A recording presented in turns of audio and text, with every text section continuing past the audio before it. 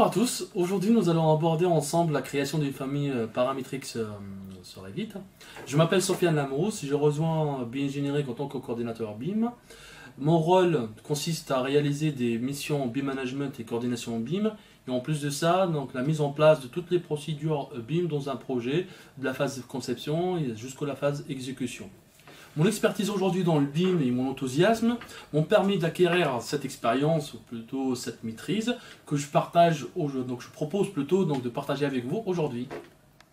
L'exemple qu'on va aborder aujourd'hui ensemble, c'est une persienne pliante, un exemple qui va nous permettre aussi de voir toutes les méthodes et de création d'une famille intelligente pour pouvoir donc les manipuler intelligemment dans un projet. Nous allons maintenant réaliser notre famille de persiennes pliantes. Cette famille, nous la voulons la créer donc en abriquant plusieurs éléments.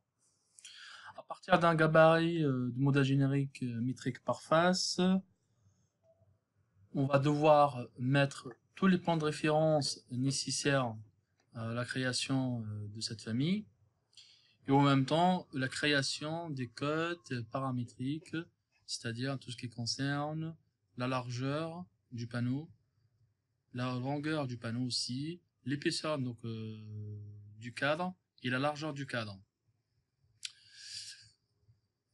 J'aimerais bien aussi dire avant de commencer, c'est que nous, pour l'exemple, on avait l'idée dans notre tête, mais pour vous, si demain vous serez amené donc à modéliser ou à créer une famille, il faudrait d'abord l'esquisser sur un bout de papier. Ça serait plus simple pour vous et ça vous permettra de gagner plus du temps et en rapidité pour la créer. Donc on revient à notre famille. Donc une fois les plans de référence mis en place, il faut mettre des cotes et ces cotes-là, on va les associer à des paramètres. Donc là, les 40 cm de la largeur du cadre, on va l'associer à un paramètre. Donc on va nommer cadre L. Voilà, donc une fois le paramètre cadre L il est créé, on va l'associer à l'ensemble des cotes de largeur du cadre. Donc après, on va passer en élévation, on va créer encore un plan de référence. Encore avec une cotation, une petite cote pour définir l'épaisseur du cadre, comme d'habitude. C'est tout ça, donc ça reste des paramètres de type qui vont nous permettre par la suite d'avoir donc la possibilité de changer les dimensions de la famille dans un projet. Puis après, on repasse sur le plan vue en plan. On va créer donc les cotes largeur. Là, c'est des distances équidistantes. Donc, une cote, voilà, comme d'habitude. On l'associe à un paramètre largeur panneau.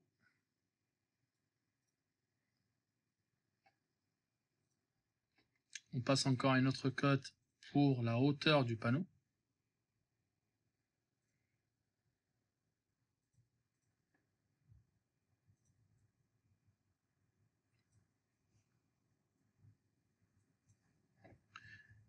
Et un petit oubli, donc les 60, on va l'associer aussi, donc notre paramètre cadre L.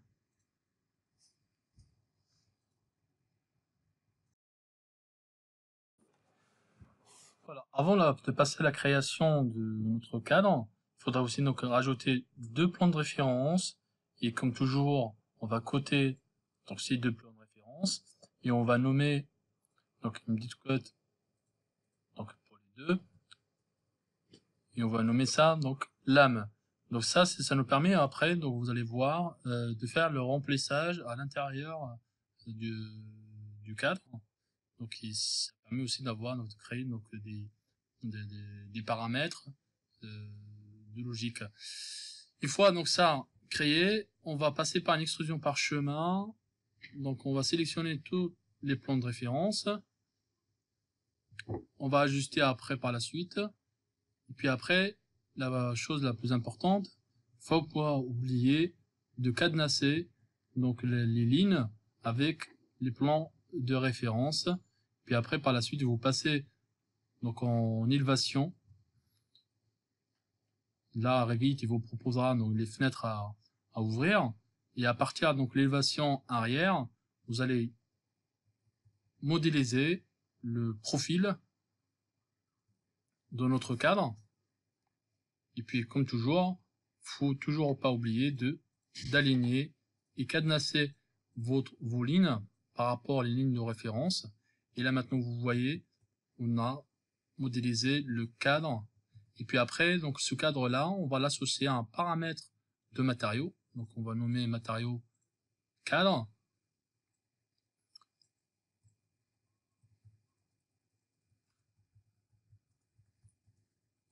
C'est un paramètre d'occurrence. Et là maintenant, il faut vérifier que tous les paramètres fonctionnent bien.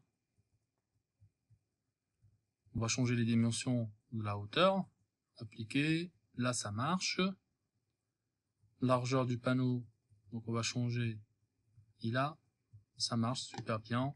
Donc ça nous rassure que notre famille, elle fonctionne bien comme il faut.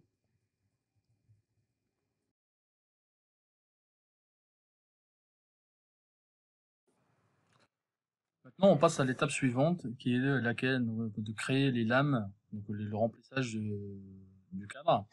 À partir d'un modèle générique métrique, donc en plan de référence, vous allez mettre en place des plans de référence afin de créer la lame. Et pour ceci, donc il faudrait d'abord créer les paramètres, donc le paramètre largeur lame et la longueur de la lame, et puis l'épaisseur aussi donc de la lame, ou plutôt la hauteur. Après, au niveau des nominations, chacun est libre de nommer les choses comme ils le sont bon. Donc on applique ceci, et comme vous voyez là maintenant, on va faire des cotes comme d'habitude aussi. Donc des cotes, après on va les associer donc aux paramètres qu'on vient juste de créer. Donc là, c'est pour la largeur et la longueur de la lame. Là maintenant, c'est donc la longueur de la lame, et puis largeur de la lame. On va créer donc notre matière. Plutôt de partir sur une extrusion par chemin, on va aller faire toute une extrusion simple. Moi, généralement, je prends un carré. Ça me permettrait par la suite d'aligner, verrouiller les lignes de la matière, de l'extrusion, par rapport aux lignes de référence. Maintenant, les choses donc faites. Je vais associer la fin d'extrusion donc à la hauteur que je viens de créer. Revit ne l'accepte pas. Ça, c'est une petite astuce, donc parfois il faut faire attention. Donc Revit, il a ses propres caprices. Donc, sachant que là maintenant, je vais l'associer à plusieurs fois, donc il ne fonctionne pas, ou ça marche pas, donc il m'envoie un message. Donc il faut aller en 3D. Donc moi, j'essaye de prolonger ceci. Donc je vais refaire les mêmes manips en l'associant à la hauteur. Et là, ça marche pas, donc toujours. Ce qui veut dire que il y a un petit oubli, parce qu'il est assez pragmatique. Donc là, quand je le fais, donc je change la hauteur de la lame, donc ça marche. Mais par contre, si on revient donc à notre élévation, vous voyez ici qu'il nous manque un plan de référence. On va le créer tout de suite. Et puis, comme toujours, on l'associe à un paramètre, donc une cote.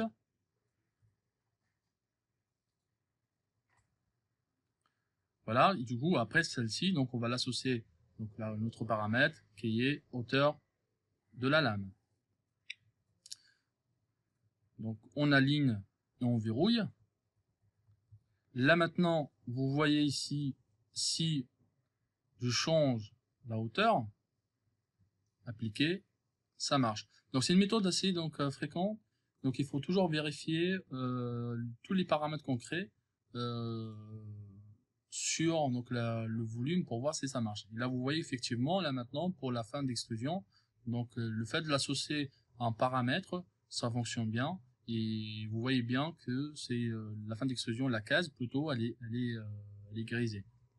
Et comme toujours, à chaque fois qu'on crée une matière, il faut toujours penser à l'associer à un matériau. Donc ça donne la possibilité de changer, d'avoir la main, plutôt donc d'associer donc à chaque matériau, plutôt à chaque élément un matériau spécifique. Donc ceci dit que voilà pour la lame comme elle est créée, donc on va la charger dans notre famille du cadre. Avant toute chose, il faudrait bien nommer donc les familles. On a le cadre qu'on n'avait pas nommé tout à l'heure, donc on va dire cadre, mur, rideau. Et on revient donc à notre famille. Là, il faut toujours penser à supprimer toutes les fenêtres que vous n'utilisez pas.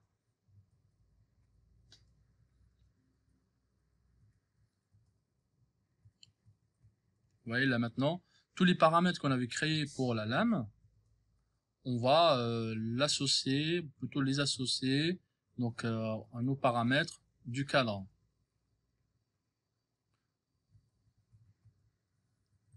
Maintenant, on va créer donc des paramètres dans notre famille de cadres.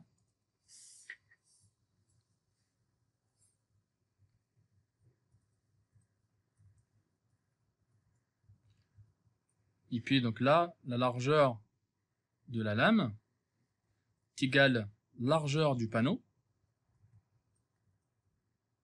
moins 2 fois largeur du cadre, le fameux cadre L. Et là aussi, il faut faire attention quand vous créez des conditions, il faudrait reprendre la même écriture des paramètres, sinon Revit l'acceptera pas, il vous le refusera donc de créer des paramètres de logique.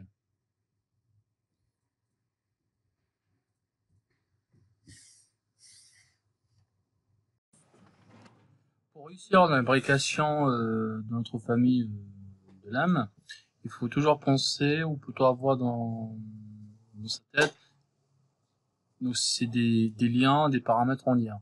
Donc avant toute chose, on va y repartir notre famille de cadres. On va créer tous les paramètres de logique avec lesquels on va associer les paramètres de la lame dans la famille du cadre. On crée donc là, moi personnellement, je crée donc des paramètres et ceci donc je peux donc gérer l'imbrication. Donc vous voyez là maintenant si on clique 2 fois sur la famille du cadre, donc on associe la hauteur de la lame par rapport à l'épaisseur du cadre. Donc là ça marche pas. Et puis la largeur, donc il y a, je pense une chose qui est différente. La largeur de la lame, on va donc l'associer à largeur lame, plutôt la longueur lame, ce qui veut dire là, vous voyez là maintenant, ça reprend directement les mêmes dimensions de l'intérieur. Ça c'est important de le savoir.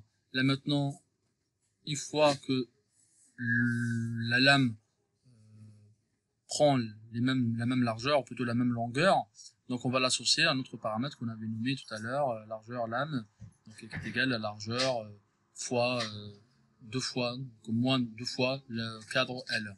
Tout ce qu'il reste à faire, là maintenant c'est aligner la matière, ou plutôt la lame par rapport au cadre donc, du panneau. Ce qu'il voit donc toujours. Hein. Donc, là, avant toute chose, on avait vérifié donc la largeur lame qui est égale à largeur panneau moins cadre L. Donc ça, tout va bien. Ce qu'il faut faire là maintenant, là vous voyez donc si on veut aligner donc c'est la lame par rapport le plan de référence donc horizontal, donc on peut pas le faire, donc ça c'est pas grave. Donc ce qu'on va faire là maintenant, on va l'aligner par rapport les lignes avec un verrouillé comme toujours du cadre. Donc c'est les périmètres donc, intérieurs du cadre. Donc, toujours il faut penser donc à verrouiller. Et là maintenant, ce qu'on va faire, on va juste déplacer l'élément sur l'espacement intérieur des lames. Voilà, donc après avoir aligné et verrouillé la lame par rapport le cadre, donc la première des choses, Ça, c'est donc, ce qu'il faut réellement faire. Donc, ce qu'on va faire, donc on va créer un paramètre qu'on va nommer remplissage. Donc, c'est-à-dire, ce paramètre-là, on va l'utiliser pour répéter en plusieurs fois la lame à l'intérieur du cadre. Et puis, créer donc un paramètre de logique. Donc, c'est-à-dire donc hauteur. Le remplissage est égal hauteur. Donc, pardon. Donc, hauteur panneau moins le cadre L fois 2. Donc on applique. OK. Du coup, là maintenant, ce qu'on va faire, on va créer un réseau. Sélectionner au milieu d'un point de référence. On a notre réseau donc, qui est constitué de 2 lames. On va sélectionner donc, le nombre de réseaux et on va l'associer à un paramètre. Donc on va nommer nombre de lames.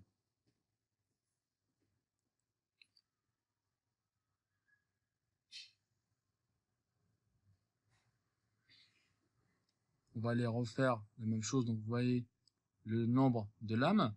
Et là, ce qui est important, c'est de créer le rapport, c'est-à-dire donc le paramètre de logique. Nous, là maintenant, on va faire roundup. Il y a le remplissage, donc le paramètre qu'on a créé tout à l'heure, moins, plutôt, donc on va le diviser par lame, le paramètre lame, on ferme la parenthèse, moins 1. Donc si on applique là, vous regardez, c'est le paramètre d'occurrence. Avec les paramètres d'occurrence, on ne peut pas créer donc des paramètres de logique. Ce qu'il faut faire, donc juste modifier le type de paramètre au lieu que ce soit un paramètre d'occurrence, on va le mettre en paramètre de type. Et là, vous voyez maintenant, ça marche. Ce qu'il faut faire aussi, donc comme d'habitude, sur Revit, à chaque fois que vous manipulez ou vous créez donc un paramètre, il faut voir si ça marche avec en effectuant des tests. Donc on va revenir au tableau des paramètres. Et là maintenant on va changer la hauteur du panneau. Au lieu que ce soit 2 mètres, on va faire 3 mètres. On applique. Et là, vous voyez bien que ça s'applique parfaitement. Voilà, on arrive à la dernière étape qui consiste à imbriquer tous ces éléments, donc le cadre avec le remplissage, dans un gabarit de panneau mur rideau. Avant toute chose, et comme toujours, il faut penser à créer vos propres paramètres. Donc on commence avec le paramètre, ou plutôt en mettant une cote pour créer le paramètre largeur sur le point de référence.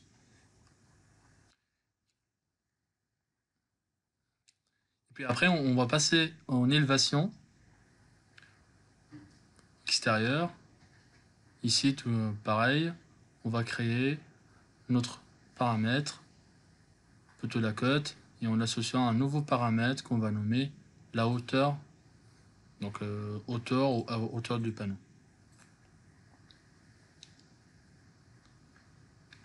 Voilà, maintenant, après, il faut, au lieu de créer des points de référence, on va aller créer des lignes de modèle.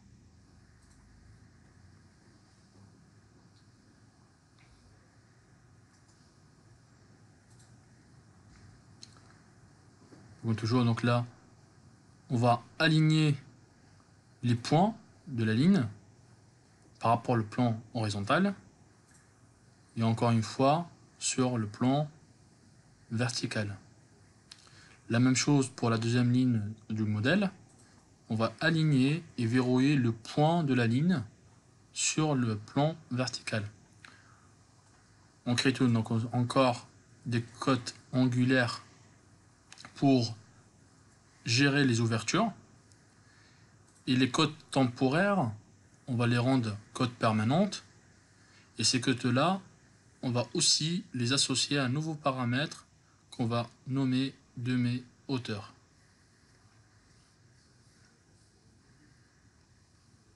Donc la même chose pour les ouvertures.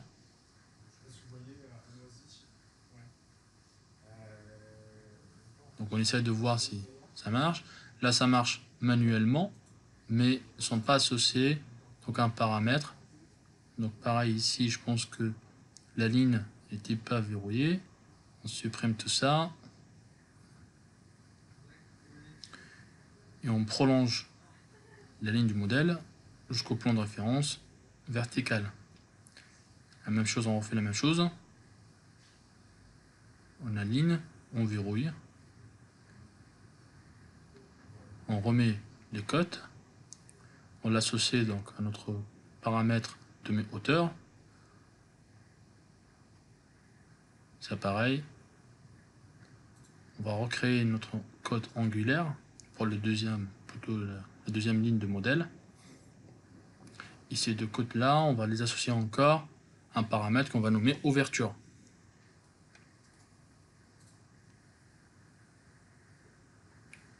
Donc là, tout semble bien fonctionner.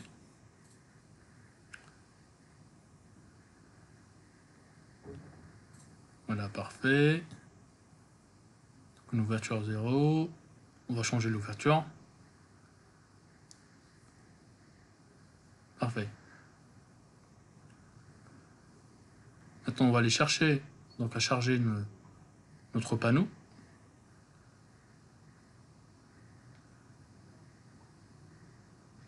Et là, avant de placer donc, le panneau, il faut aller changer le plan de construction. On va tabuler sur ligne de modèle et on choisit le plan horizontal. Tabuler encore une fois. Et puis après, on va associer la hauteur du panneau. Donc on clique deux fois sur la famille du cadre. Et puis on va l'associer à notre paramètre qui est demi-hauteur.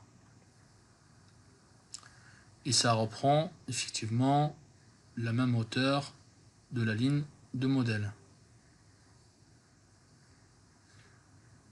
Donc il faut changer les dimensions, donc plutôt le rapport de mes hauteurs. On va faire hauteur divisé par 2. Et là maintenant on aligne sur la ligne de modèle notre panneau. On verrouille. Et sur le point, la face du panneau.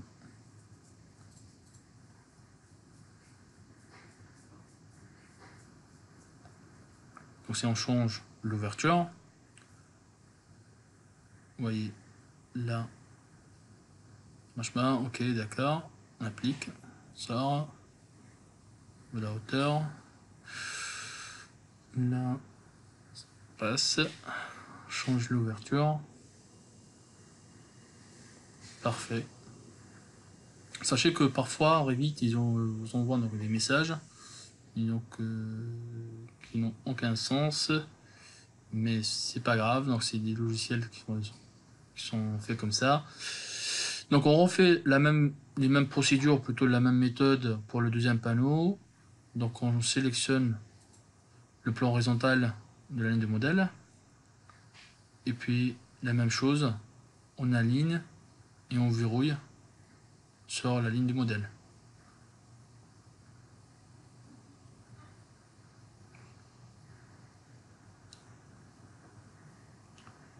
Sachez que parfois donc, il y a des allers-retours pour vérifier. Donc moi je préfère aller jusqu'au bout. Là, vous voyez bien, il y a des petits décalages qui se créent, mais c'est pas grave. Toujours la même chose, on vérifie. Et puis à chaque fois, je vérifie que les ouvertures, ou plutôt les dimensions, les valeurs, donc coïncident parfaitement. Vous voyez toujours pareil, donc il y a un petit décalage donc avec les lignes de modèle. Là maintenant, ce que je vais faire, on va aligner le premier panneau, donc le panneau supérieur, au niveau du point. Même si on l'avait fait tout à l'heure, il n'empêche de refaire là maintenant. Il me semble qu'on n'avait pas verrouillé ça au début, c'est normal.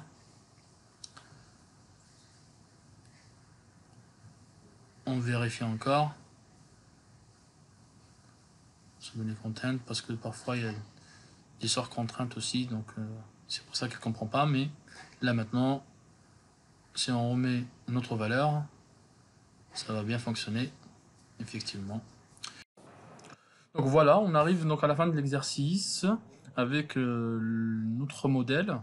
Donc, j'espère que cet exercice vous sera donc utile pour vos prochaines créations de famille imbriquées.